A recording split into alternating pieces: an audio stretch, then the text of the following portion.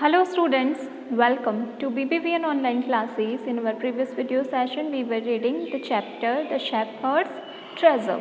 So it is a story of a poor shepherd who was very famous by his wiseness, and he was so very much kind hearted that all the people were come to take advice from him. So one day the king went to his cave, and he was so much impressed by the shepherd's wisdom that he appointed him as a province governor. Okay, so एक council का governor के बाद बनने के बाद में भी he was so much simple and he was so helpful to the people that all the people like him. So बाकी के जितने भी जो अदर प्रोविंसेस के गवर्नर थे वो उससे जेलस होने लगे. जेलसी की वजह से वो राजा को क्या कहते कि ये जो है बहुत ही दिखाता तो बहुत ही अपने आप को अच्छा है, लेकिन वैसा है नहीं. वो क्या करता है, जो टैक्सेस आते हैं अपने राज्य के, उनमें से कुछ पैसा जो है वो अपने पास में रख लेता है और इस तरीके से वो स्टीलिंग का काम करता है, चोरी का काम करता है. तो हालांकि राजा को अपने शेफर्ड पे बहुत बिलीव था, लेकिन क्या होता है कि हम एक ही चीज़ को बार बार सुनते हैं तो हम उस पर बिलीव करने लग जाते हैं. कुछ ऐसा ही राजा के साथ में हुआ था. चलिए आगे की स्टोरी जो है वो हम पढ़ते हैं. At first the king did not pay attention to these reports. हालांकि पहले वो लोग जब कहते थे तो राजा उनकी बातों पे ज़्यादा भरोसा नहीं करते थे. But how long could he ignore these governors and their endless stories about the shepherds? But how long, लेकिन कितने दिनों तक he ignore, वो कर सकते थे किस चीज़ को, इग्नोर को, these governors, इन गवर्नर्स को, एंड देयर एंडलेस स्टोरीज, और जो शेफर्ड के बारे में वो कहानियाँ सुनाते रहते थे उनको. वन थिंग वॉज सर्टेन, एक चीज़ तो निश्चित हो चुकी थी. द किंग डिस्कवर्ड, राजा ने जो है ये चीज़ मानी या खोज करी. The new governor did carry an iron chest with him all the time, कि जो नया गवर्नर बनाया था वो अपने साथ में हमेशा एक आयरन का चेस्ट जो है वो रखता था.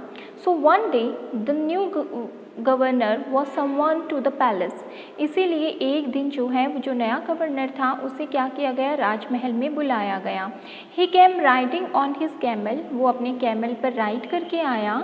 एंड टू एवरीवन्स डिलाइट, और हर एक इंसान के प्लेजर के लिए, आनंद के लिए, the famous iron chest was there, तो वो जो उसकी आयरन चेस्ट थी वो वहाँ पर थी, यानी कि आयरन से बनी हुई कोई चीज़ थी जिसके अंदर कुछ ना कुछ रखा जा सकता था. फास्टर्न सिक्योरली, जिसको बहुत अच्छे से बांधा गया था. Behind him on the camel's back, जो जहाँ पर जिस कैमल पर शेफर्ड बैठा था उसकी बैक उसी के पीछे की तरफ. Now the king was angry, अब जो था वो राजा क्या हुआ, गुस्सा हो गया. ही थंडर्ड, और वो जोर से बोला, Y do you always carry the iron chest with you, what does it contain, तुम जो हो हमेशा अपने साथ में ये आयरन की जो चीज़ है वो क्यों कंटेन करते हो, क्यों रखते हो, इसमें है क्या आखिरकार. द गवर्नर स्माइल्ड, गवर्नर जो है वो मुस्कुराते हैं. He asked his servant to bring in the chest, वो कहते हैं कि जाओ और वो जो आयरन चेस्ट है उसे अंदर लेकर आ जाओ. How eagerly the people standing around waited for the shepherd to be found out, कितने ईगरली, जो राजा के दरबार के लोग थे वो बड़े ही ईगरली यानी कि उत्सुकता के साथ में वेट कर रहे थे कि पता तो चले कि इस शेफर्ड के जो आयरन चेस्ट है आखिर उसमें है क्या. And even of the king himself, और उस चीज़ का वेट केवल बाकी के लोग ही नहीं, राजा खुद भी कर रहा था. When the chest was open, और जब वो चेस्ट ओपन की गई. नो गोल्ड और सिल्वर और jewels but an old blanket was all that came out, ना उसमें से कोई सोना निकला, ना कोई चांदी निकली और ना कोई जवाहरात निकले, उसमें से निकली एक पुरानी सी ब्लैंकेट. होल्डिंग इट अप, उसको पकड़ते हुए, प्राउडली, बड़े ही गर्व के साथ में, द शेफर्ड सेड, शेफर्ड ने कहा, this my dear master is my only treasure, ये मेरे राजा जी यही जो है मेरा खजाना है। I always carry it with me, मैं हमेशा इसे अपने साथ रखता हूँ। But why do you carry such an ordinary blanket with you, राजा ने पूछा कि इतनी मामूली सी ब्लैंकेट हमेशा तुम अपने साथ में क्यों रखते हो। Surely you are the governor of a district, अब तो तुम क्या हो, एक पूरे राज्य के गवर्नर हो। द किंग आस्क्ड, राजा ने उससे पूछा। To which the shepherd replied with quite dignity, और उस पर जो गवर्नर हैं उन्होंने बहुत ही डिग्निटी के साथ में, सम्मान और रेस्पेक्ट के साथ में कहा, this blanket is my old friend, ये जो ब्लैंकेट है ये मेरे पुराने मित्र हैं। It will still protect me if at any time your majesty this will still protect me if at any time your majesty should wish to take away my new clocks। तो कहा, और it will still protect me, ये मुझे आगे भी protect करेगी, if यदि, at any time किसी भी वक्त, योर मैजेस्टी महाराज जो हैं वो क्या विश कर लें कि वो मेरे सारे जितने भी अधिकार हैं, जितने भी राइट्स हैं वो सारे ले लें। इट मीन्स जो आपने मुझे दिया है, आपका तो कभी भी इच्छा करेगी तो आप वापस ले लेंगे, उस टाइम पर भी ये क्या करेगी, मुझे प्रोटेक्ट करेगी।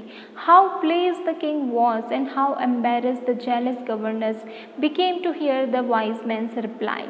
उस बात को सुनकर, उस रिप्लाई को सुनकर शेफर्ड के कितना ज़्यादा खुश हो गए थे राजा, और कितने ज़्यादा शर्मिंदा हुए थे वो गवर्नर जो कि हमेशा उस वाइज मैन की क्या करते रहते थे, बुराइयां करते रहते थे राजा के पास में।